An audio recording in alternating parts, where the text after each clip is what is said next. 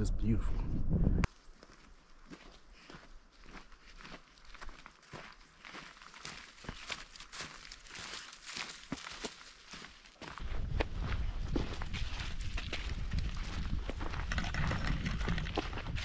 What is poppin', everybody? Welcome back to the channel. We are doing another hike today. Got my co-host with me, who's locked and loaded and ready to go. The topic for today's hike is going to be bear nuisance and how to deal with bear nuisance issues. And along the way, I'm going to tell you guys some stories that I've encountered while working with bear nuisance and let you guys understand why these tips to kind of help mitigate the nuisance is so important. So let's get started.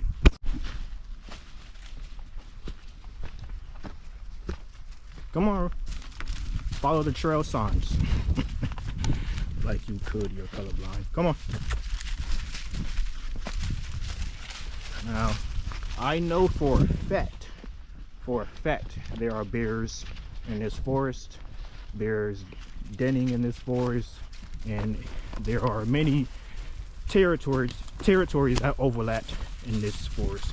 So I think this is a great place to talk about those bear issues and see if we can find any signs of them.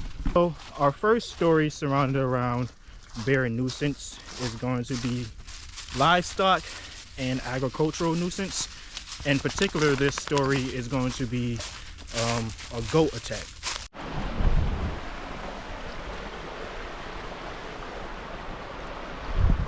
Can you get up there? Follow me. Come on, you can do it. Good boy. Good boy.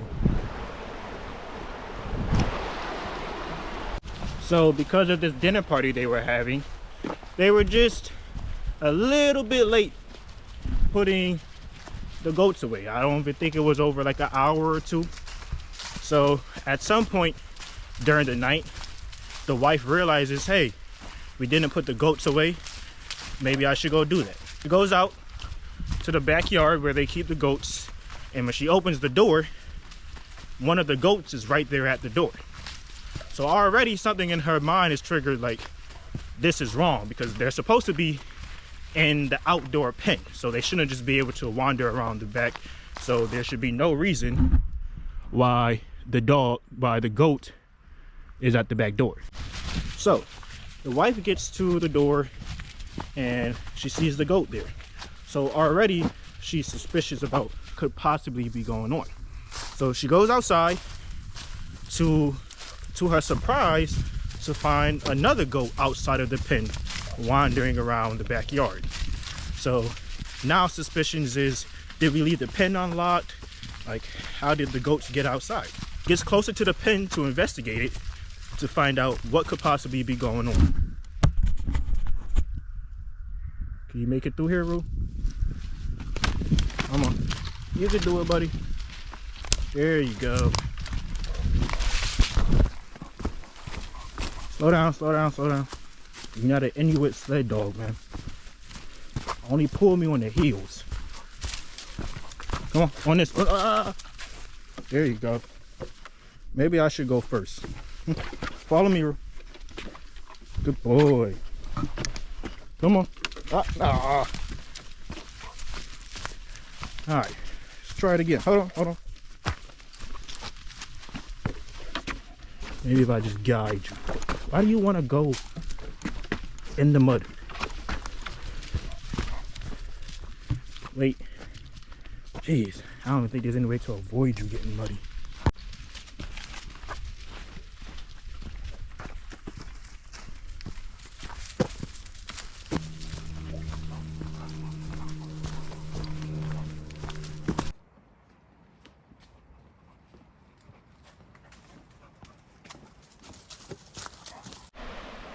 I don't know, you guys can see that. There's a bear painted on that rock. That's how you know we're in the right spot. So we've been heading up this mountain for a little while now, and I think I need to find a spot for Rudy and I to catch our breath before we continue on. And I think I see a nice little spot here.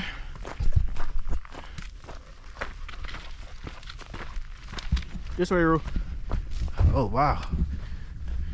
You see that view? Oh, nice little bench over there, too. Come on, Roo. Let's go sit down.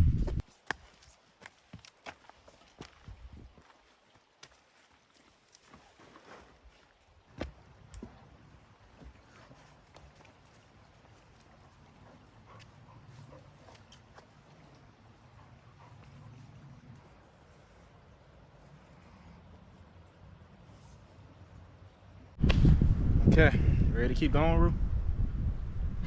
Come on, boy. You just had some water. You should be good to go. Let's untangle you first.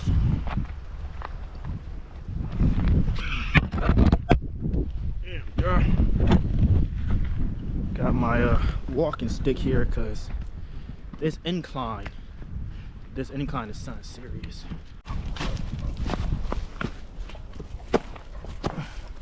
Can you make it up there?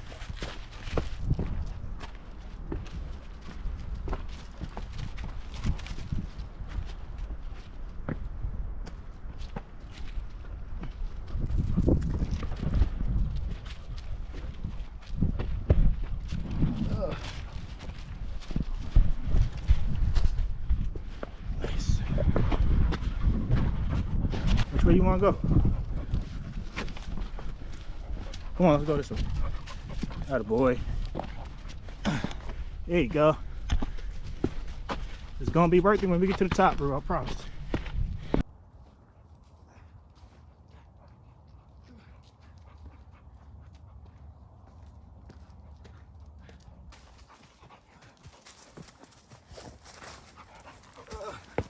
Nicely done, boy. Would y'all look at that view?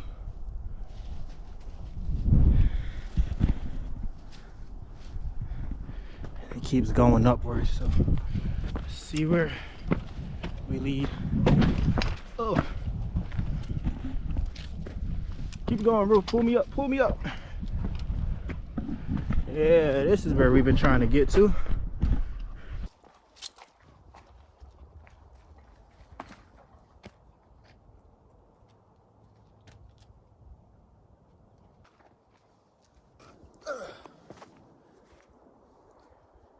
Finally made it. Finally made it. The wife, after coming outside and seeing all of the goats, well, 2 of the goats outside of the pen, she goes to investigate the pen.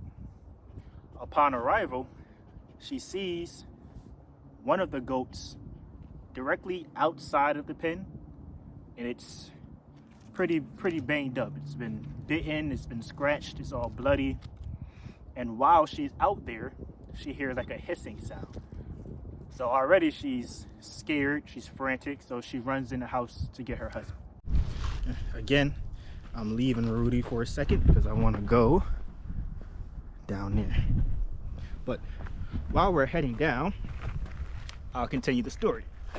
So, husband comes outside, his wife goes in the house and tells him what's going on. He rushes outside with a floodlight. They go outside, they go to where the goat is, and they're using the flashlight, they're looking around, and they're not seeing anything. Can't stay down here too long because Rudy's already crying. Let's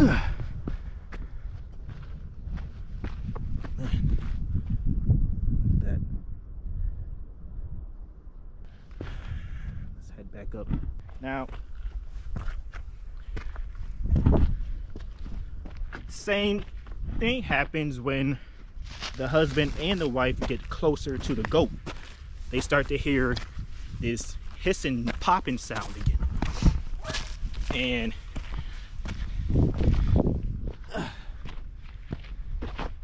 now, with this popping sound, they're looking around trying to identify where the sound is coming from.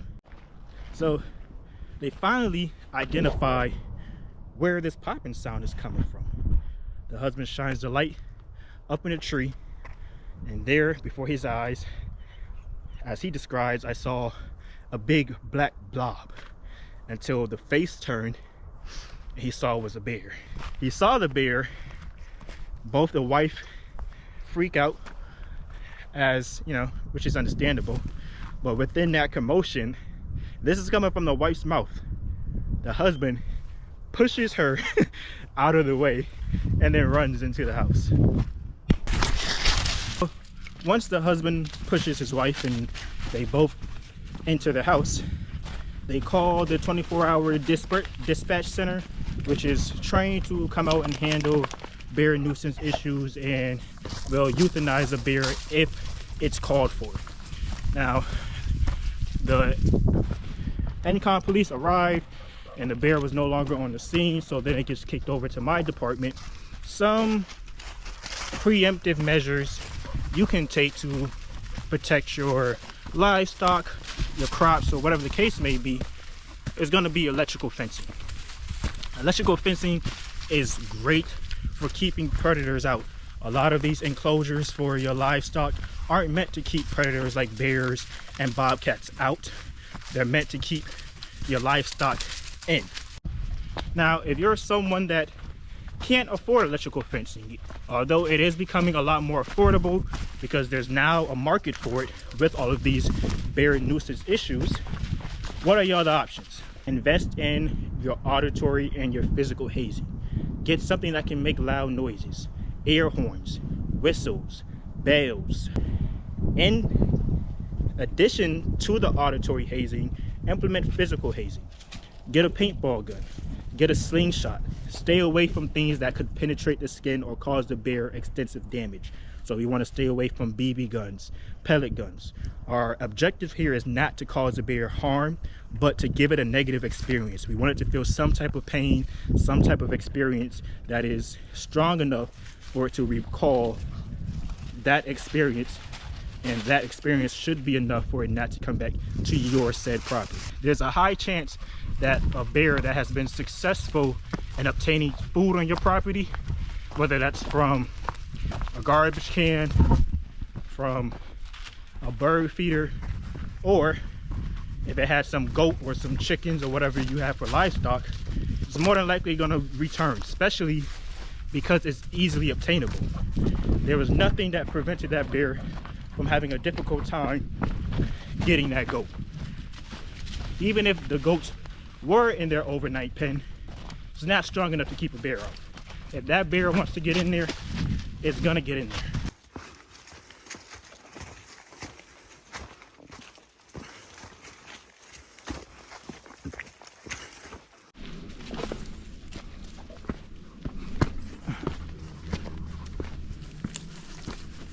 Come on, boy.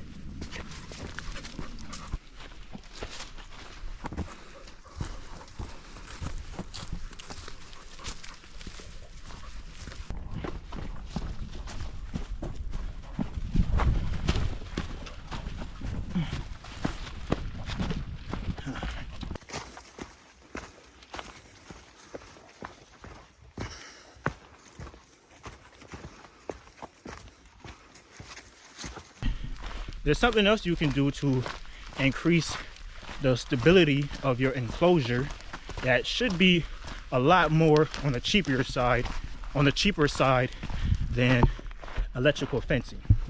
One way you can do that is by utilizing something we call an unwelcome mat. Now, unwelcome mat is a DIY project. You can just go to your nearest Home Depot, Lowe's, Tractor Supply, and what you want to get is plywood. Now, once you obtain your plywood and your hammers and your nails, very simple. You're just going to take that plywood that you got and hammer the nails through it. With the point facing outward, you can place that, as the name suggests, on the floor like a mat or vertically against a surface. So, for example, staying in the realm of our story, if the wife and the husband were not able to afford electrical fencing, they could take these unwelcome mats and place them leading up to the goat enclosure, or they could build them around the outside of the pen. This way, the bear is not able to push or climb over anything because of those points. Bears are very intelligent. They learn through experiences. They're not just going to slap down their paws on this sharp point because they already have sensitive paws. So they're very cautious about where they place them.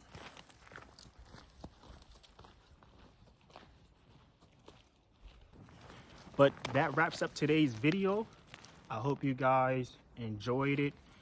All the scenery. I hope you learned something new here. That's always the objective, is I want you to learn something that can help you in the future.